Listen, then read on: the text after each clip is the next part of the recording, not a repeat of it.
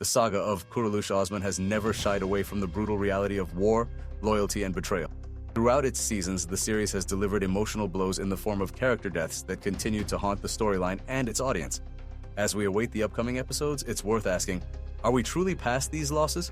Or are they about to become relevant again? Take, for example, the loss of Bamza Bey, a character who bridged the gap between Kuruluş Ertuğrul and Kuruluş. Osman Bamza's death was more than a tragic farewell. It was a thematic turning. His death symbolized the end of an era and marked Osman's complete transition from a son walking in the shadow of his father's legacy to a leader forging his own path. Could we see remnants of Bamza's wisdom return through flashbacks or in Osman's strategic choices ahead?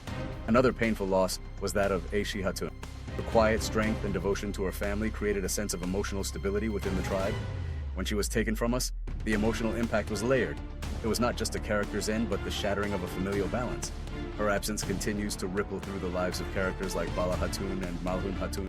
Will we see these emotional wounds resurface as tensions rise again in the tribe? And then there's Savcı Bey, Osman's brother. His death left the tribe divided, his son traumatized, and Osman with a lingering sense of guilt. But Savcı's memory is not merely sorrowful, it's a shadow that still guides Osman's leadership. The question here is, might Osman face a challenge that forces him to confront that past more directly? Could someone invoke Savcı's name as a way to question Osman's decisions, either within the tribe or among his enemies? These are not just narrative elements, they are emotional anchors. When characters die in Kuruluş Osman, they don't vanish from the story. Their memories, legacies, and consequences live on and often resurface at critical junctures.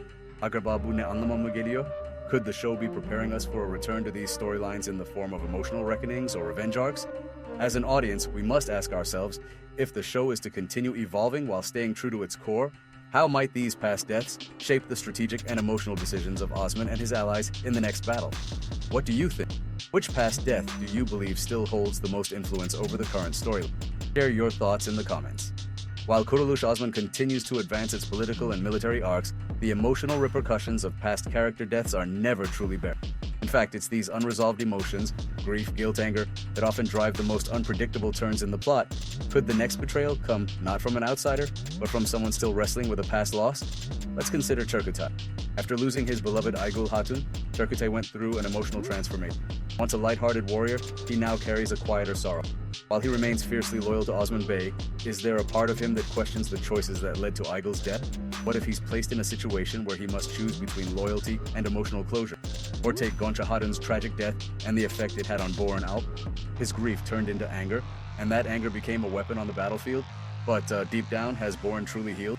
With so many enemies exploiting personal vulnerabilities, could someone manipulate Boran's pain to drive a wedge between him and Osman? Then there's Lena Hatun, Savcı Bey's wife, and a mother left to raise her son without a father. Her character has quietly endured hardship, but we must ask, has her loyalty remained untouched? Could her personal losses make her more susceptible to internal divisions, or even influence her son in a dangerous direction? These questions lead us to a broader concern. Could the pain of the past become the weapon of the future? Internal betrayal has always been a threat in Kuruluş Osman. In fact, some of the show's most intense arcs came from within the tribe itself, through subtle manipulations, festering doubts, and unspoken grief. And then there's the political element. Many of the Bey tribes have their own buried resentments linked to the deaths of their leaders or family members. Some of those leaders were executed by Osman himself or by his decree. Could those old wounds reopen, especially with new alliances being formed? It's entirely possible that one of the upcoming betrayals will stem from a personal vendetta masked as political dissent. Someone might bring up a death that seemed resolved long ago, only to use it as a justification for revenge. And if that happens, will Osman recognize the emotional roots of that betrayal in time? Şunu görebilir miyiz? Could an old ally turn against Osman? Not for power, but out of loyalty to someone who's no longer alive? This is the strength of Kuruluş Osman. It doesn't just build suspense through war, it builds it through emotional history. Every loss echoes forward, creating cracks in even the strongest alliances. As Kuruluş Osman progresses, the narrative is slowly but surely shifting toward a generational transition. The sons of Osman Bey, Orhan and Alaeddin, are stepping into the spotlight, each carrying the weight of legacy, responsibility, and most importantly, loss.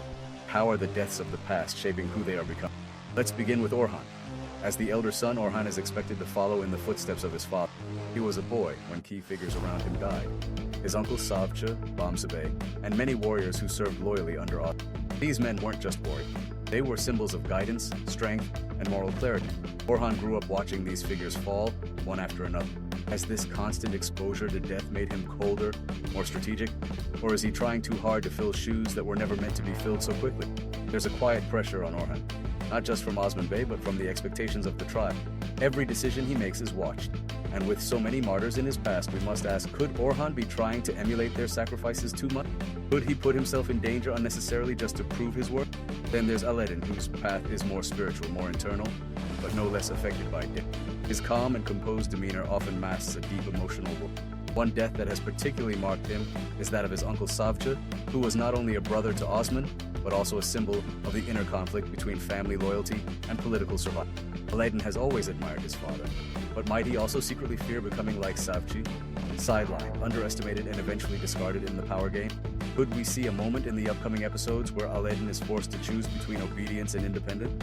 Might the memory of the unjust deaths in his family push him toward a more confrontational stance, especially if he feels Orhan is being favored? And what of their bond as brothers? The show has carefully maintained a sense of unity between them, but is that unity real, or is it held together by the shared grief of those they've lost? Acaba bu ne anlama geliyor? Could the cracks begin to show under pressure? The next phase of Kuruluş Osman might involve more than battles against the Byzantines or traitorous beys. It could be a subtle, emotional war between brothers, both shaped by the same past but choosing to carry it in different ways. And if that happens, whose path will echo the legacy of the fallen more true?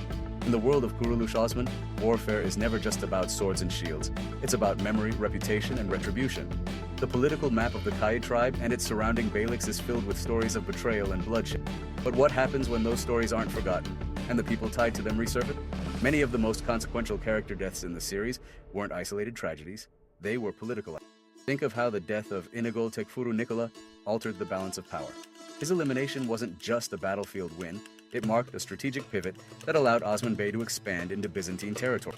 But has that power vacuum truly been filled? Could a relative, ally, or secret supporter of Nikola return to reclaim lost ground? Similarly, Targun Hatun's fate, once considered a pawn in a much larger game, left behind emotional and political debris. Her death created diplomatic tensions and disrupted an alliance that might have otherwise expanded Osman's influence. Could a new bey or leader rise up, claiming Targun's cause as their own? Might we see an effort to rewrite the narrative of her death as unjust, rallying enemies around a moral pretext? There's also the issue of internal tribal politics. Not every bey agreed with Osman Bey's decisions, especially those involving executions or forced exile. One example is Dündar Bey. Though long gone, his death was not without controversy. Could a loyal follower or distant relative of Dündar return to reignite his cause, framing his demise as martyrdom instead of treachery?